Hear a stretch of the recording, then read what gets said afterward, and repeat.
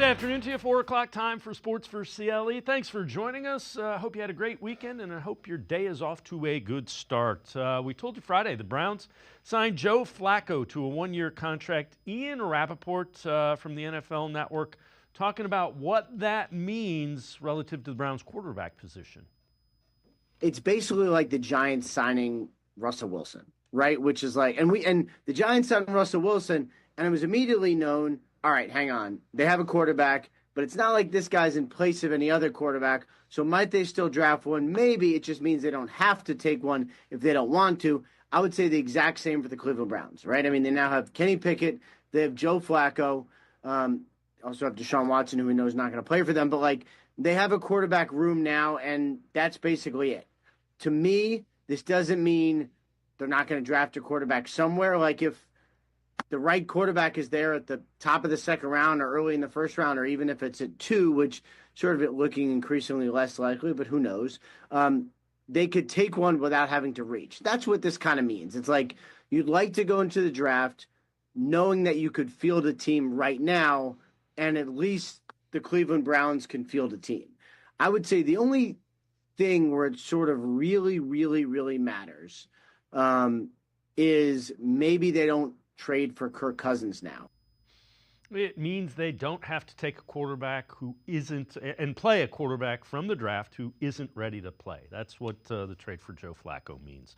All right, ESPN draft analyst Mel Kiper Jr. has been doing it as long as anybody. His thoughts about the Browns potentially taking Travis Hunter at number 2 overall.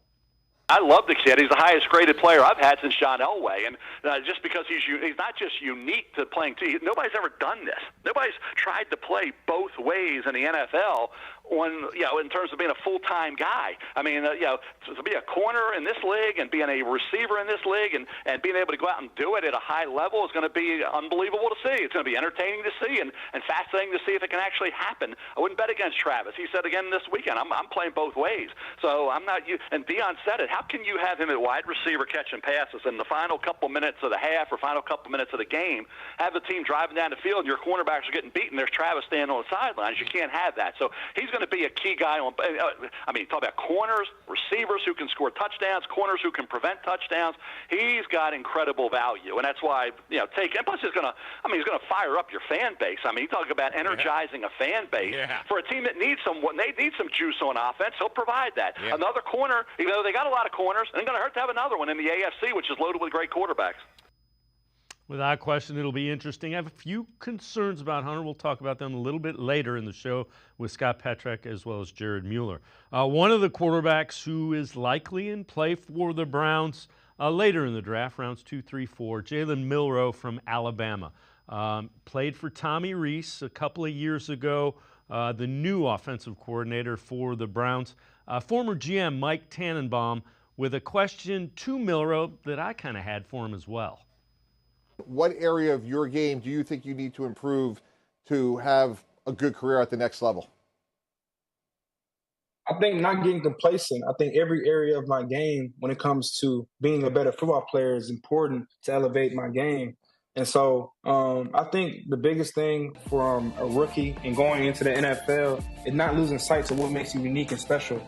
Of course, there's going to be knowledge base that can grow as I'm in the process of being an NFL quarterback for sure, but also understanding what makes you unique at playing the football position. And so coming in, it's so important to build the trust of the coaching staff, keep on building each and every day, not getting complacent. Also, it's going to be better. It's going to be a veteran in the room and that has experience and knows what right looks like in the league and staying in the league and being durable. And so it's all about, building a trust in whatever way of fashion, Every system is different, and so whatever system I'm going into, it's all about mastering that system. And Milroe is a guy that will be in play for the Browns without question. Browns did make a move today. They signed a defensive end, Julian Okonkwo. 27, had 1 sack in 13 games with the Cardinals last year, 10 career sacks since entering the league as a third-round pick of the Detroit Lions back in 2020. On to the Cavs. Cavs now waiting to find out who they will face in the first round of the Eastern Conference playoff. They'll get the 8th seed, So that will be the winner of the second play-in game, and that will start on Sunday. They lost their last game yesterday, double overtime. They finished the season 64-18. Kenny Atkinson, first-year head coach, feels pretty good about where this team is at heading into the playoffs. I think we're in a great place. Kind of love where we are. Like I said, we're healthy. That's the most important thing. And you know, I think we're hungry, right? This group is hungry, right? You know, you guys have been talking about it all year, asking, what about the playoff? Well, it's here. They want to prove themselves. They want to prove that they can get to the next level. I think we all have a chip on our shoulder, right? Like, you know, there's doubts, right? Which is normal when you haven't made that next jump. You made a good jump. Now it's kind of going good to great is the hardest of all. You know, but I feel like we're in a good place physically and mentally. Sounds like Donovan Mitchell and his bulky ankle will be ready to go. That first playoff game against an opponent to be determined will be Sunday at Rocket Arena. Guardians trying to get the 3-game sweep yesterday against the Kansas City Royals, facing Cole Reagans, and it was the Guardians getting on the board first. Daniel Schneemann, second inning. Take a look at this, a long fly ball, and it's going to hit off the wall and roll. It will go as a RBI double, and then take a look, Royals struggling execution-wise. Schneemann will slide in safely, 2-0 on the throwing error. But in the fourth inning, Ben Lively leaves one out over the plate and hanging, and you can't do that to Salvador Perez. That one leaves the park in a hurry. 2-2 the score. Still 2-2. On to the fifth inning. Maikel Garcia at the plate, and he hits one the other way, and that one finds the gap. It will end up being a double, and that will make it 4-2 the Royals. That was the final. Ben Lively kept the Guardians in it. Went 6 innings, gave up 4 earned, 7 hits, struck out 5. Stephen Vogt pleased with the start by Lively. I thought Ben was really, really good. You know, he hung the slider to Salvi. Outside of that, I thought he was really good. You know, the fifth? Yeah, when they tacked on the 2, you know, just had the walk and the double. Outside of that, I thought, you know, Ben was outstanding. He gave us everything we could ask for. 5-1 on any homestand, we'll take it. Obviously, you want to go for the sweep. You want to win every day. But I'll sign up for 5-1 homestands any chance we can get. So really proud of the boys. They had a great series. It was cold. It was cold this week. And so for our guys to overcome that and play hard, get it done. It was a great homestand. We're excited for the off day and get to Baltimore. And the Guardians will start a 3-game series in Baltimore against the Orioles tomorrow evening. We're going to step aside, take a quick timeout. So we are talking Browns to start things off. Scott Petrak from BrownZone.com straight ahead. Stay with us. The Ohio Lottery Partners in Education program is dedicated to recognizing exceptional students, teachers, and schools throughout Ohio. Scan the QR code on screen to nominate students and teachers as Academic All-Stars and Teachers of the Month. They must be currently enrolled or teach in grades K through 12. Is your K through 12 school developing students' literacy skills to achieve success in reading? If so, you can nominate your school for the School of the Year. Students can win $100, teachers can win $500, and schools can win $2,500. Scan the QR code, fill out the forms, and nominate deserving students, teachers, and schools today. The Ohio Lottery Partners in Education program takes pride in honoring exceptional students, teachers, and schools across Ohio. Submit your nomination today. It's fun, fast, and free.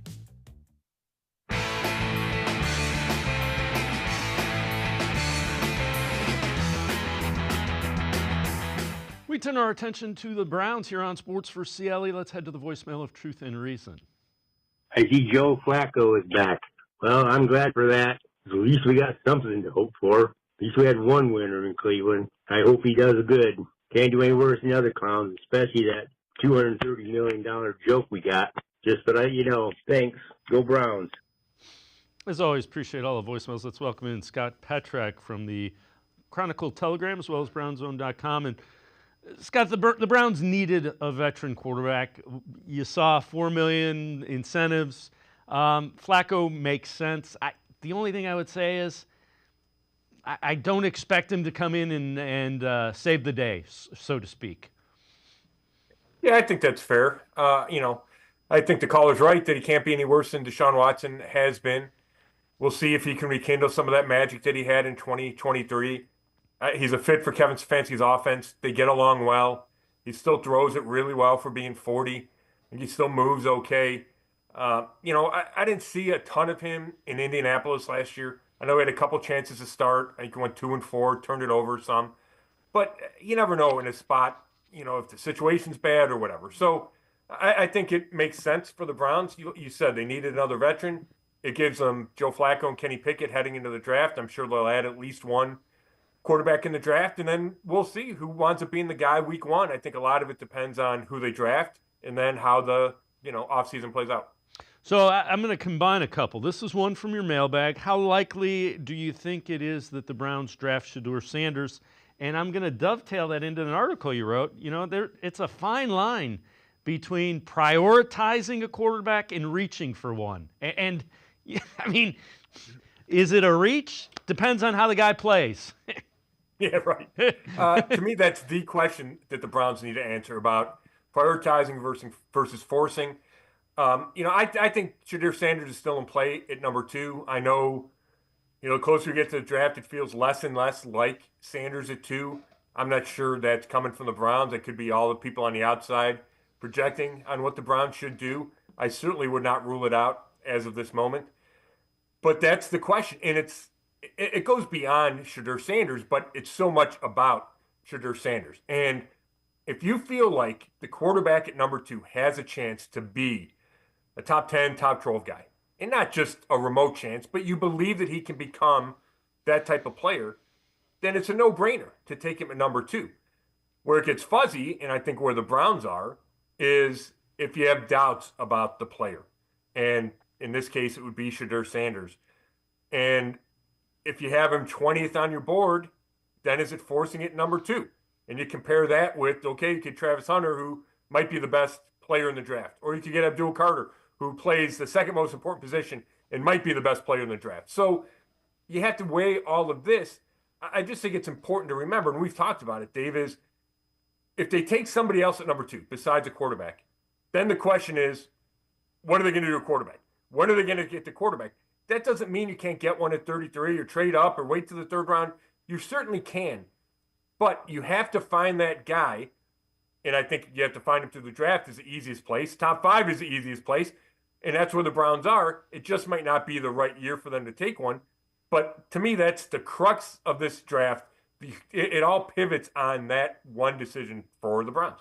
Another guy that could be on their radar later in the draft, I know you wrote an article on him, Tyler Shuck. Take us through that article and what teams are drawn to with this guy who's played 7 years of college football.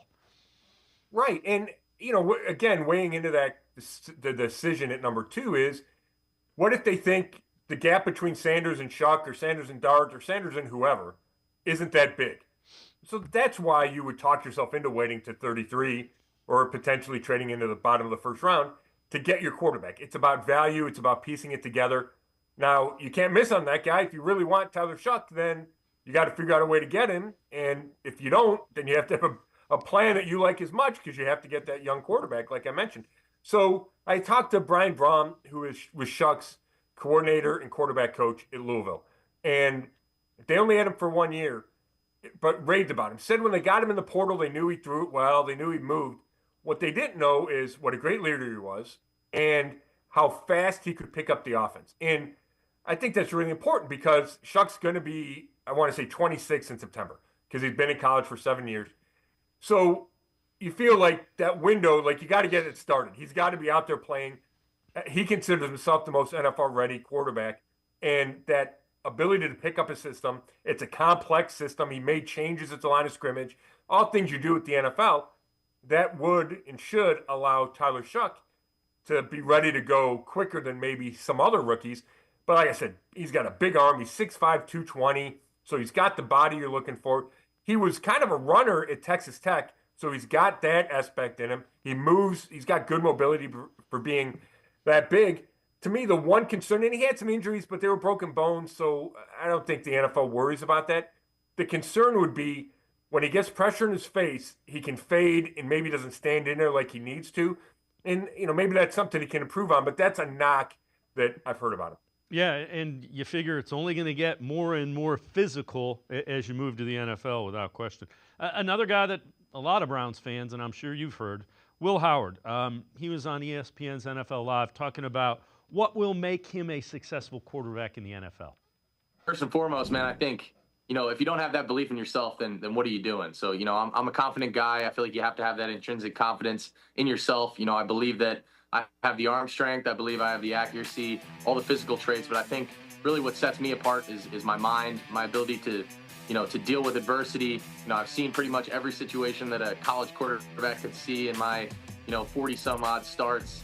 I've played a lot of football. I've seen a lot of stuff. Not a lot phases me. And I'm an elite processor. I feel like my ability to assess what the defense is doing and what we're doing, to combat that, I think that's what really sets me apart. And again, there are plenty, because the proximity, Browns fans are usually Ohio State fans.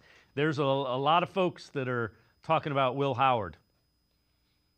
Yeah, and I get it. I mean, took him to the national championship. He talks about being an elite processor. We know how important that is.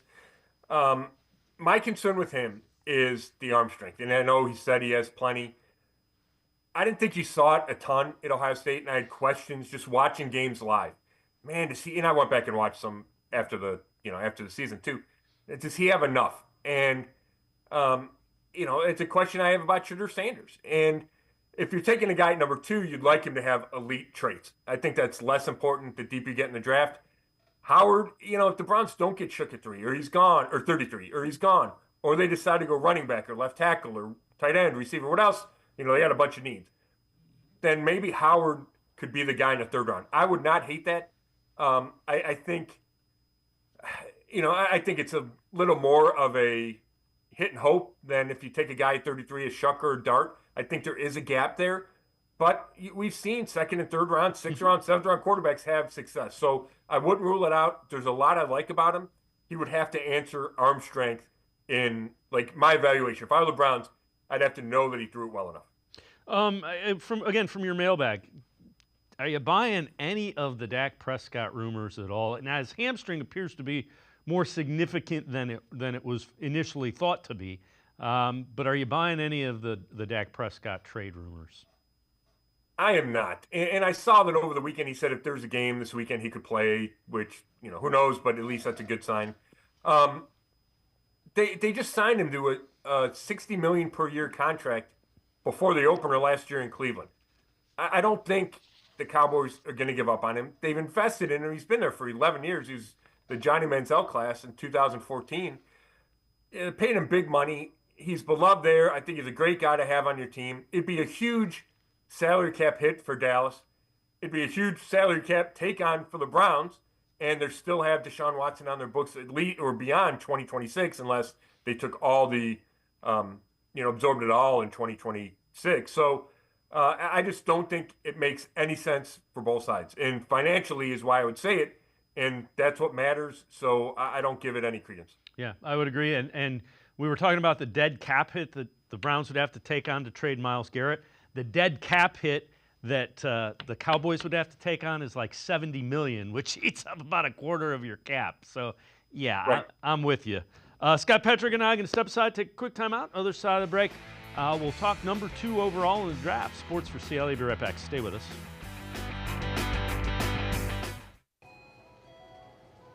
Hey, the new Mega Millions is coming through any minute now. It's here. Bigger jackpots. 50 million? 50 million?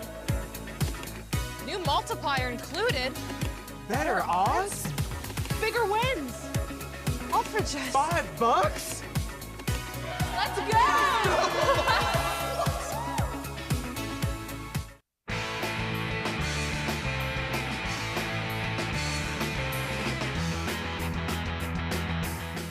We We continue talking Browns with Scott Petrak from the Chronicle-Telegram as well as brownzone.com. Let's head to Dan Orlovsky, former NFL quarterback, talking about what he sees with Travis Hunter.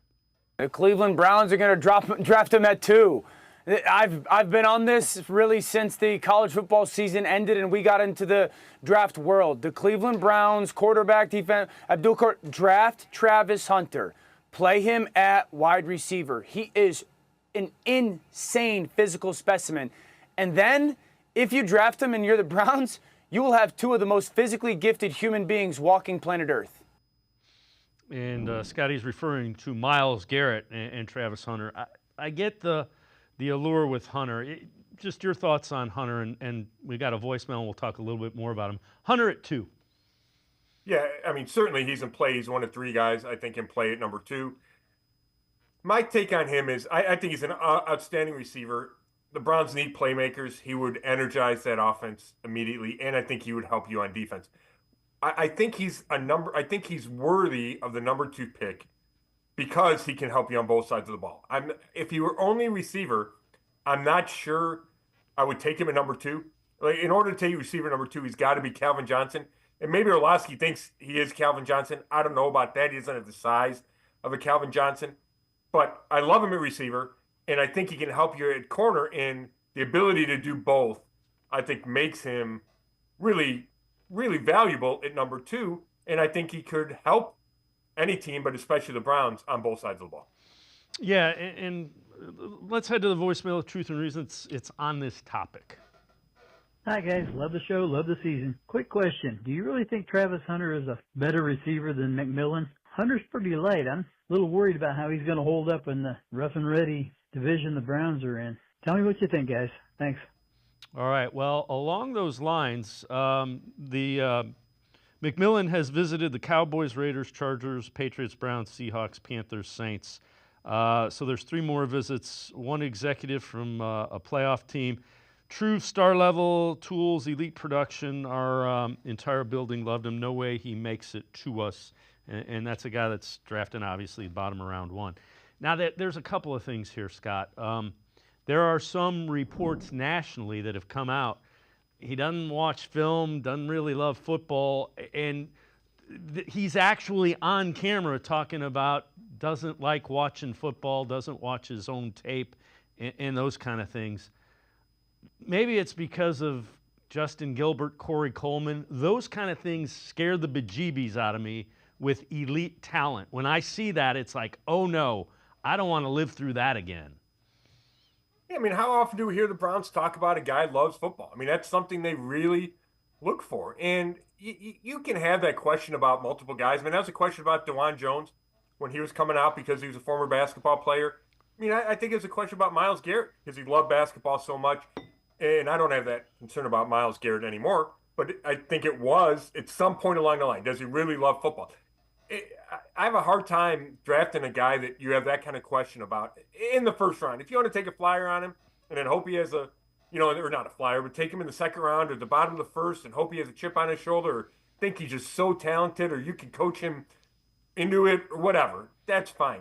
But I'd be scared if that were true and you sat down with him and he didn't convince you otherwise, I'd be scared to take him in the top 10. And I haven't watched a ton of film on him. But I'll tell you what, I watched a bunch of Travis Hunter film, and I have a hard time believing that he's better than Hunter. Hunter with the ball in his hands is special. He's special going up and getting the ball. I feel like if you throw it in his direction, it can be a touchdown on any play.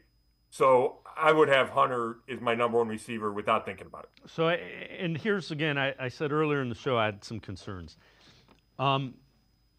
Hunter plays in the Big 12, and again, I know it's power 4 now, whatever. It seems like they run more run and shoot, more spread, and I have concerns with putting a guy that I value him as a playmaker. I agree with you. With the ball in his hands, I love that. I have a question though. Do I want a guy that I'm that enamored with and view him as a playmaker? Do I want him coming up trying to tackle Derrick Henry 8 to 10 times, 12 times a game? And again, I know it's football. I know I just those are the concerns that I have with Hunter and playing both ways. Yeah, I get that. And, I talked to Pat Shermer, his coordinator, the former Browns coach. I'm actually hoping to talk to Pat again because we talked so much about Shadur, and it was just real quick about Hunter at the end of our conversation before the combine. But, his point was things slow down in the NFL. There's not as many plays. He can handle it. Travis Hunter can handle it, playing both sides of the ball a bunch. But that's more aerobic.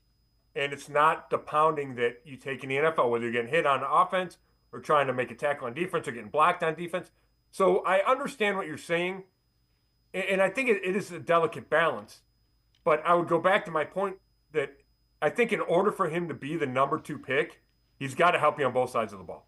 So, and maybe I'm splitting hairs if you draft him at 2 versus you draft him at 7 as a receiver. I just feel like at 2, I want to see him play both sides of the ball. So if you're not comfortable with that, and he wants to play both sides of the ball, but if you're not comfortable with that from an organizational standpoint, I think you pass on him because I think he is going to play both ways. Yeah, no, that's fair. That's absolutely fair. All right, first 3-4 rounds of the draft. Browns have, I think it's 5 picks in the top 104. What do they need to come out with addressing to improve this roster to where it's, it's 500 or better? What areas do they need to get in those first 5 picks? Well, the problem is there's more than 5 positions. So, they're going to miss on. They're going to have to. They can't address all the needs, right? I would say quarterback must be in those first 5 picks. I think running back is a really high priority. Now, you could talk me into, hey, it's so deep that you can get a starting quality running back in the 4th round. But I would include running back. I would include tight end. I would include receiver because they haven't addressed receiver in free agency, so they better address it in the draft. And maybe left tackle would be that 5th spot. That's nobody on defense, but I really feel like the bulk of their needs are on that offensive side of the ball. Yeah, I agree with you wholeheartedly. That would almost mirror mine. And, to be honest with you, I wouldn't mind if they don't draft a tackle and they find a developmental guy. Running back, my thought with running back is you're not going to have elite level quarterback play. If you have an elite running back, he can make that quarterback a little bit better. Yeah, it's really interesting because I'm the kind of, philosophically, I believe in waiting on a running back. And I think you can find good ones, 3rd, 4th, 5th, rounds. Having said that, if you're going to try to win games, especially in 2025, with a phenomenal defense and a big-time running game and a quarterback that doesn't throw interceptions, then you better have that big-time running game. And I like Jerome Ford. I don't think he is that guy. I think he's a great complementary piece. So you got to go get that guy. And if that means reaching at 33 or trading back up into the bottom of the 2nd round so you don't have to wait till 67, you could talk me into that. If it, I think we're going to talk about the Buckeye running backs later. Like one of those guys in the 2nd round or Caleb Johnson from Iowa. If you don't think he's going to be there at the top of the 3rd, you need to go get him in the 2nd. Normally I would say no, but if that's their plan is, they're going to, even if they're going to punt on quarterback this year or whatever they're going to do, and not trust one or not take one at number 2, then I tend to agree with you, Dave. Normally I'd wait, but this year I might make that exception. You did. You wrote an article about the Ohio State running backs. Take us through that and kind of how you think they might fit with the Browns. Yeah, I'm working on it now. I talked to the Ohio State running back coach, and he's great. And he was in his first year with the Buckeyes last season. But he had a relationship that went back with Travion Henderson and with Quinshon Judkins. So he knew both those guys. One of them was from his hometown. He recruited Henderson. And, he called them 1A and 1B in the draft. And they're not going to go 1st and 2nd. Genty's going to go high. Probably Hampton from North Carolina will be the number 2 back taken. But then the Buckeyes become in the discussion. And, they teamed up this year. So neither one of them got a ton of carries. They split time. And that's why I think it's interesting. At the next level, I think both of them can be star running backs. And Travion Henderson has big playability, and that's what the coach raves about. And it's big playability, but he's also a great pass protector. He's good catching the ball in the backfield, so he can be a 3-down guy for you. Now, maybe he's not a 20 to 25 carry guy, a game guy, and you might need to kind of manage his reps. Whereas Junkins is 220. The coach, he's a bell cow. You could give him 20, 25 carries. He said he had elite short area burst. Now, he's not he's not going to break off runs of 50, 60, 70 yards all the time, but he can do it occasionally. But he's really good in the tackles or between the tackles. So I think he's a guy that could step in and be your number one. I think he catches the ball well enough out of the backfield. So I think both guys can come in and be starters as rookies. Scott Patrick and I are going to step aside, take a quick time out. On the side of the break, we'll head back to the voicemail of Truth and Reason. Sports4CLE, be right back. Stay with us. Come back to go forward. Back to learning new things. Back to pursuing your dreams. Tri-C has flexible learning options to fit your life. And every year, more than 1,000 local companies provide Tri-C students with real-world learning. The right education can boost your lifetime earning power by hundreds of thousands of dollars. Start now with a college education you can afford. Tri-C, where futures begin.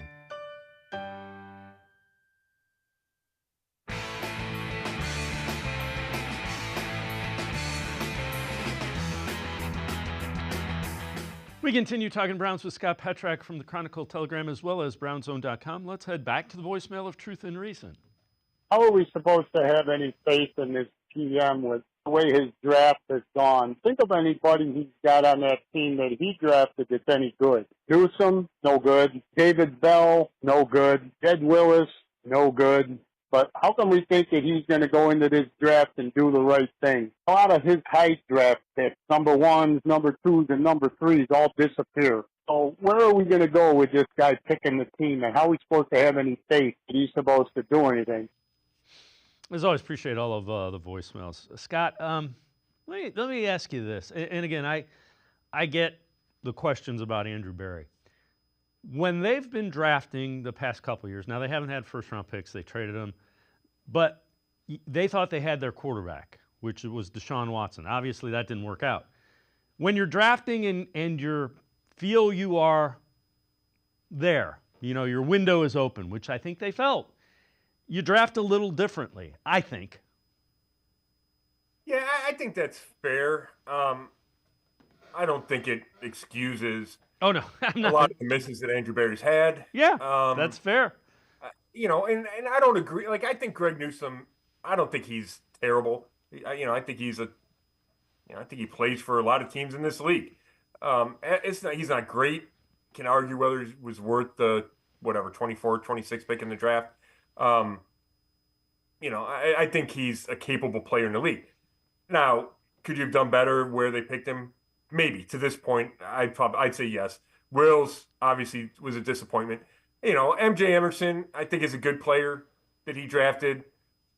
There's plenty of misses. There's no doubt. Siaki Ika was a miss. David Bell was a miss. Anthony Schwartz was a huge miss. So it's tough to defend Andrew Berry's draft record. It is. I get the caller's point, and he's not wrong. And I don't have the answer for how you're supposed to have faith, except he's a guy drafting, so you better hope that he figures it out this year or gets lucky or whatever, because they got a bunch of draft picks, they got a bunch of early draft picks, and he's the one making them. So you got to hope that he learns something. He's a smart guy. He's got smart people around him. You have to hope that they learned from the past mistakes. And to me, it's that simple. But I can't sell you. I can't show you Andrew Berry's book of goods or book of work and say, yeah, look, because there's just not enough successes. All right. So also reports coming out that another draft prospect is visited with the Browns, Mason Taylor. Today and tomorrow I'm visiting with the Browns. Has also visited the Saints, Chargers, Seahawks, Dolphins, completed Zoom sessions as well. Has steadily risen across teams' boards, late first, early second. Again, he's a guy that is really intriguing when you take a little bit of a deeper look into what he's done. If he's there in the second and they can trade up, I don't think they take him at 33, but if he's there later in the second, he's a guy that keep an ear out for. Yeah, and his dad's Jason Taylor, the Hall of Famer. And Jason says he tells all his other kids that they should act like Mason because he's like the best kid ever and does all the right things. He moves really smooth. He catches the ball smoothly. I'm impressed with him. There's a lot of tight ends I like. I like Elijah Arroyo from Miami a bunch. Now, he was hurt. And then this was his first real kind of year where he had a lot of production, was able to stay on the field. I think he's extremely talented. Maybe the injury history knocks him down and the Browns can get him in the third round. I talked to his tight ends coach at Miami too. I'm working on that story. So there's a lot of tight ends I like. Where I think the Browns are going to have tough decisions is, so 33, let's say they take a quarterback at 33. Then, are you waiting till 67 to try to get your running back or your tight end? Do you try to move back up into the bottom of the second round like you mentioned? Do you hope that enough guys slide and you can get tight end and running back in the third round where you have both picks? Or if you don't take a quarterback at 33, then that opens it up a little bit. Maybe you trade down and you get more picks. It's really tough, and it's really tough when you need that quarterback because then you can't address these other pressing needs.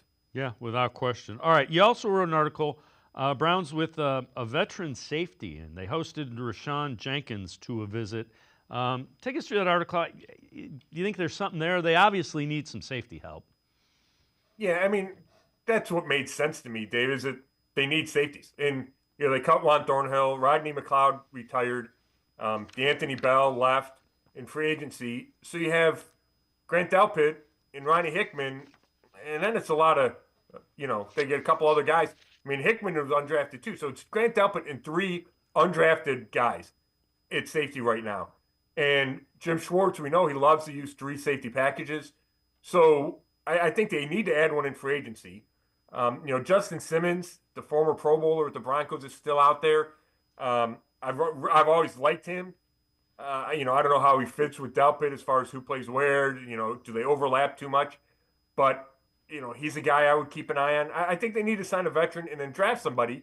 But when we're going through that list earlier of who you take early, do you take a safety ahead of a left tackle? Maybe you do. I don't know if I take a safety ahead of those other positions, but you sure as heck need one. When you look at this defense, and I'm curious as to your thought of it. How good do you think this defense is? You look at it, you got Myles Garrett back. We don't know about JOK. We've seen enough that there's some young guys that I want to see them play more. Yeah, I would say my expectations right now, not knowing what they're going to do in the draft or who else they signed, would be somewhere between where it was in 2023 and where it was last year. I think it's talent enough to be better than it was in 2024. When you have Myles Garrett, that gives you a chance. They're hoping Mike Hall Jr. can play and have an impact inside pass rushing. He missed too much time last year with suspensions and injury. They added Malik Collins. Hopefully he helps at D tackle. I think they have enough depth at the end. Doesn't mean they can't take Abdul Carter or somebody else, but I think they have enough depth. At linebacker, they added guys in case JOK doesn't play, but you certainly miss JOK if he doesn't play. And then corner, I think they're good at corner as long as Emerson bounces back, right? And then we talked about safety. So I have a couple of questions on that side of the ball still, but with Garrett and Denzel Ward, and I think linebacker is going to be fine. I think that let's say Travis Hunter comes in and helps you at corner. I think they're going to have enough pieces where they can be a top 10, maybe not top 5, but a top 10 defense. Yeah, that's kind of my expectation. They should be upper third of the league, and if everybody plays really well, you could end up being like you were a couple years ago, where you kind of take off. Scott Petrak, as always, great stuff. Appreciate the time and the insight. Thanks very much, Scott. Thanks, David. Scott Petrak, make sure you check him out. Brownzone.com. He is Browns beat reporter for the Chronicle Telegram.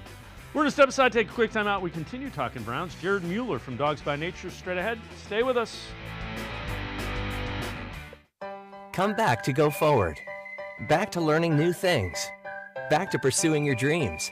Tri-C has flexible learning options to fit your life. And every year, more than 1,000 local companies provide Tri-C students with real-world learning. The right education can boost your lifetime earning power by hundreds of thousands of dollars. Start now with a college education you can afford. Tri-C, where futures begin.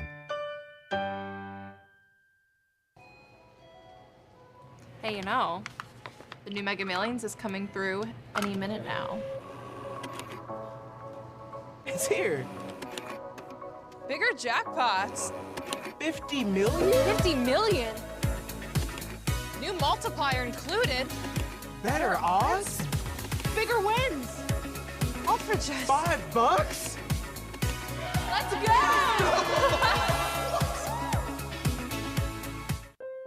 I am powerful beyond my wildest imagination. I will define my future. I will keep challenging myself to improve. Because I am a future leader of this great nation. I will be responsible for raising a beautiful family. And educating not only my generation, but many more to come. I will make a difference in my community. And I will stand up for what I believe in. I will not settle for simply chasing my dreams, I will achieve them. Because I was given a chance. An opportunity. A home. At Family, Career, and Community Leaders of America. The ultimate leadership experience. FCCLA has been one of the greatest experiences of my life. It's made me who I am today. Join us. We'll build a new future together.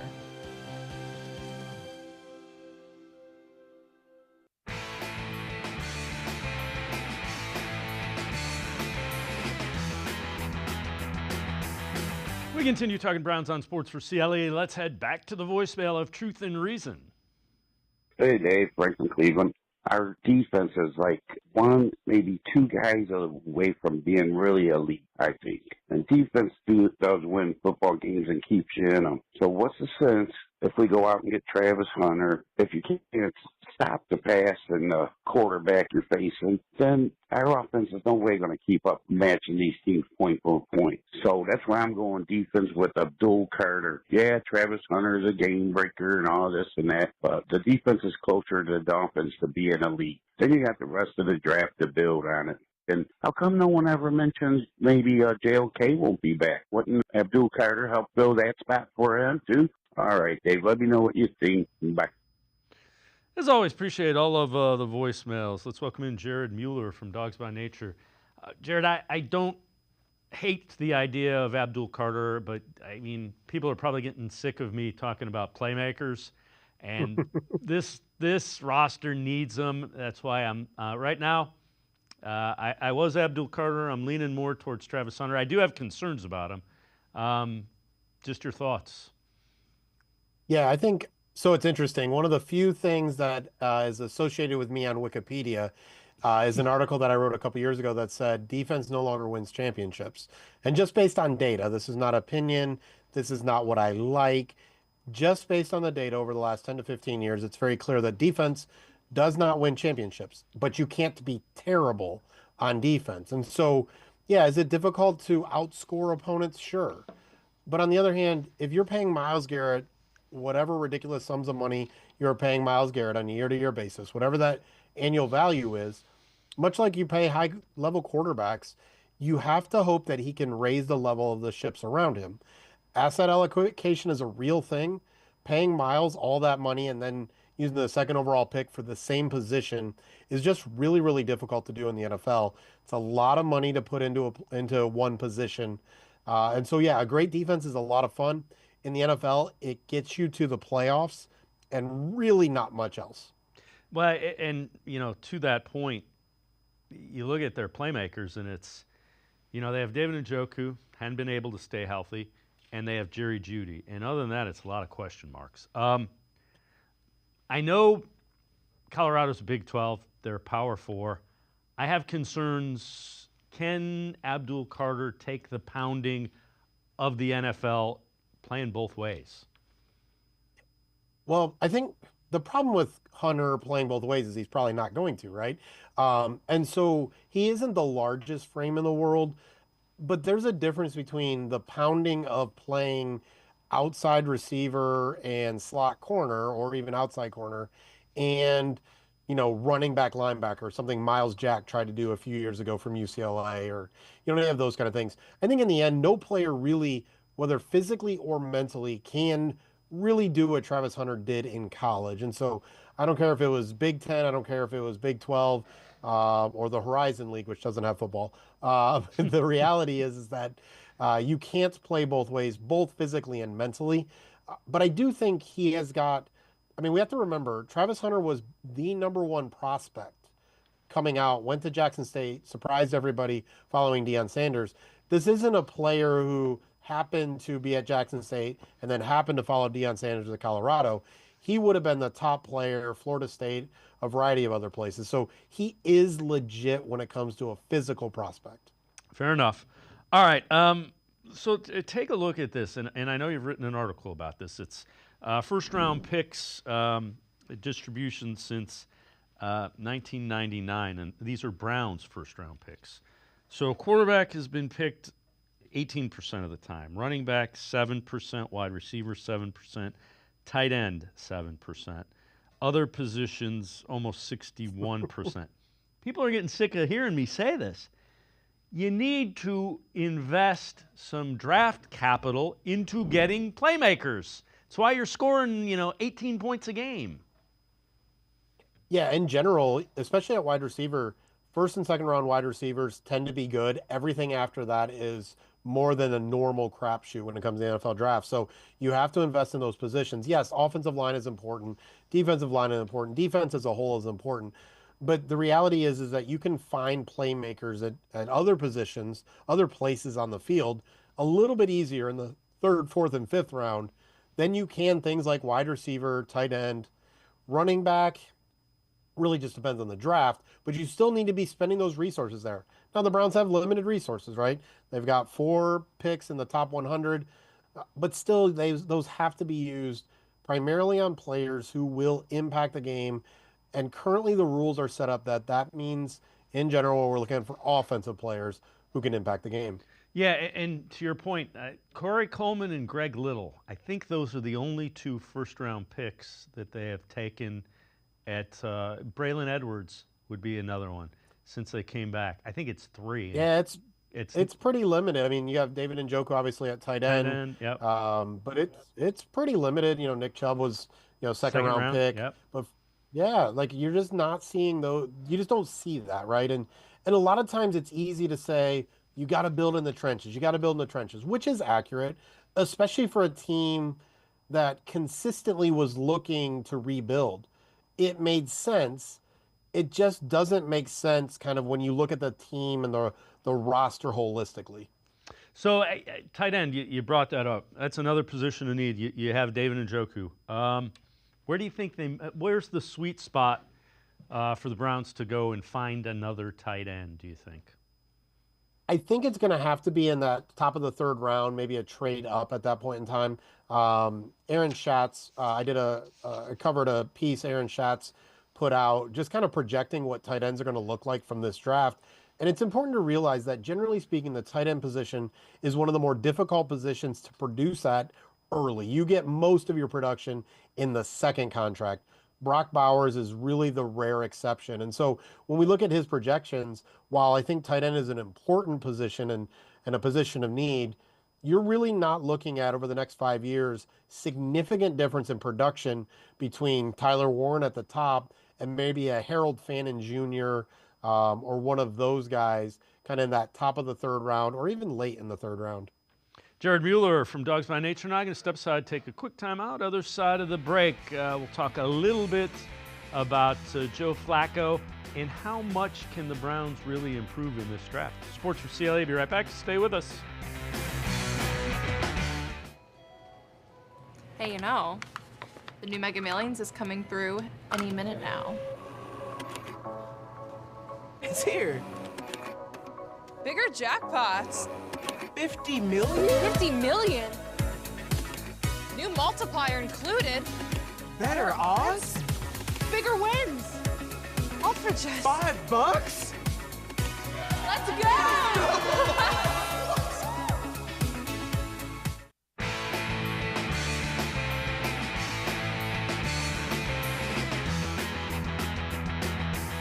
We continue talking Browns with Jared Mueller from Dogs by Nature, NFL Network's Tom Pelissaro, on what the Joe Flacco deal means for the Browns' plans at quarterback in this draft. This also seems to be the Browns setting themselves up to draft a quarterback. Now, does that happen at 2? I would say that would surprise me at this point. But they got 5 picks in the top, 105 picks or so. They got a lot of draft capital. A lot of ways to move around, potentially move back into the first. Could move back, although I don't know that you want to move out of the elite player category, which they are in line to get an elite player, whether that's Travis Hunter or Abdul Carter. But you're going to be in position to draft somebody. The other thing that this tells me is that the Browns do not have confidence that the Falcons are actually going to be reasonable about moving Kirk Cousins. Because Kirk Cousins walks in the door as your starting quarterback for the Cleveland Browns. You trade for him, and let's say the price is a mid-round pick. Let's say it's a 4th rounder, which is probably along the lines of what the Falcons would be looking for in a trade. And they're going to want you to pick up money. You're bringing in Kirk Cousins to start. You're not signing Joe Flacco to that contract going, well, we got our guy. Jared, it's kind of interesting. I think the Joe Flacco signing means you don't have to start any quarterback that you draft until you're ready to, be it 2, 33, 67, wherever.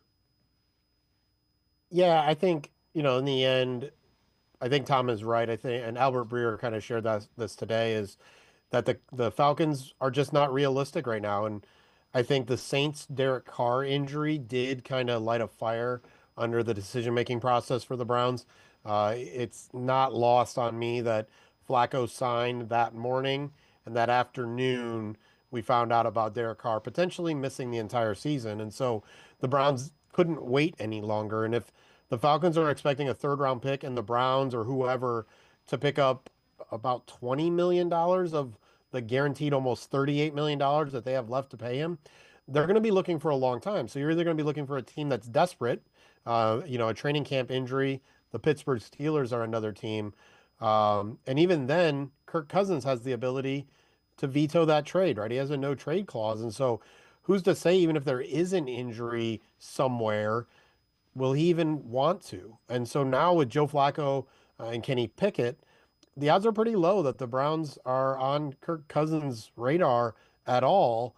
And it's unlikely they want to meet what the Falcons want. So everybody now seems to have kind of gone their own way with a rumor that started sometime in December. Now all of a sudden probably is over, barring something crazy happening. So I know you wrote an article about, the Browns rumors, team willing to get aggressive and greedy in the NFL draft to fill holes. Take us through that. Yeah, the reality is Travis Hunter or Abdul Carter are the selection. Most likely it's Travis Hunter, who most would say is the top overall prospect in this draft. Positional value, all of those things kind of play a role in how you would actually grade them, but top overall prospect, Travis Hunter or Abdul Carter at number 2. But we're starting to hear more and more that Shedeur Sanders could fall. And so he's a player, while he's not great, while he doesn't have the upside, he's a player that can be very, very good. And so all of a sudden, Jerry Jeudy, Travis Hunter, Cedric Tillman, David Njoku, and a very, very accurate Shedeur Sanders does make sense. And so I've been told that they have had some conversations about moving into the 20s for a player like Shedeur Sanders. Otherwise, they would be more likely to move back from pick 33 and look at a player like Jalen Milroe if they believe they could do that, move back and still get him. Otherwise, Milroe has the highest upside, according to everybody I've talked to in the NFL. He's got the highest upside of any quarterback in this draft.